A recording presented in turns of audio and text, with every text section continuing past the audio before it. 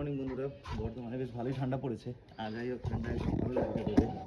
আজকে হিমালয়টা নিয়ে কিছু কাজ করতে যাওয়ার আছে। বেসিক্যালি কাজ হচ্ছে দুটো, একটা হচ্ছে গাড়িটা সার্ভিসিং করানো, আর একটা হচ্ছে খুব গুরুত্বপূর্ণ, সেটা হচ্ছে টায়ারটাকে চেঞ্জ করা। আর টায়ারটাকে এই কারণে চেঞ্জ করা, দেখুন ভালো করে যদি দেখতে পারেন যে এখানে পাশের যে ব্লকগুলো আছে আর এখানে যে ব্লকগুলোর মধ্যে বহু ডিফারেন্স হয়ে গেছে। এগুলো টায়ার চেঞ্জের জন্য পৌঁছে গেছিলাম শ্রীশ্যাম টায়ার্সে, আর সেখানে কালেকশন বেশ ভালোই ছিল।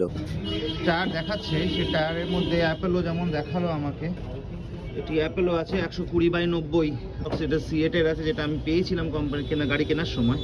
এইটাই আমার এখন বর্তমানে আছে, তো এটা আমি চেঞ্জ করাবো। আমার সেটা দেখি এমআরএফ, দাদা এমআরএফ আছে? এমআরএফ দাদা হবে না, ড্যামেজের উপরে 3 বছরের গ্যারান্টি দিচ্ছে অ্যাপোলো।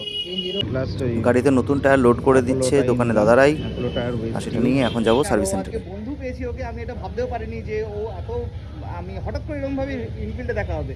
ঠিক আছে, অনেক দিন বাদে দেখা হবে, ইনফ্যাক্ট অনেক দিন বাদে দেখা। ওই আমার গাড়িটা চেক করেছে, তো তুই আমাকে একটু বলে দে যে কি কি কাজ হচ্ছে এই গাড়িতে এখন। পেট সার্ভিস আছে একটা paid service, engine oil filter change হবে, চেন অ্যাডজাস্ট চালিয়েও হবে, ব্রেক চেক হবে, ক্লাচ অ্যাডজাস্ট হবে, এয়ার ফিল্টার। আচ্ছা, ক্লাচ করে নেবো। আর আছে টায়ার চেঞ্জ।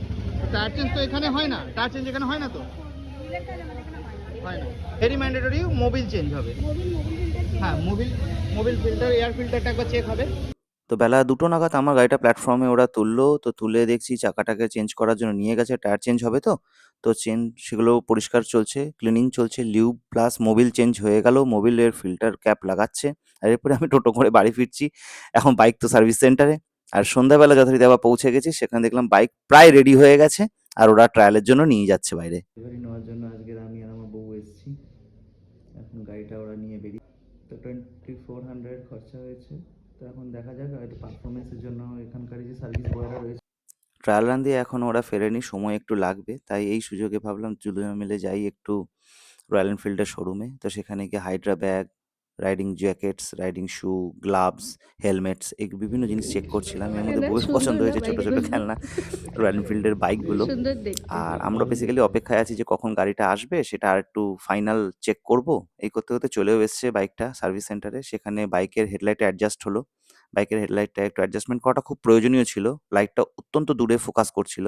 তো যাই হোক, আমাদের এখন কাজ ডান। আর কোনো কাজ বাকি নেই।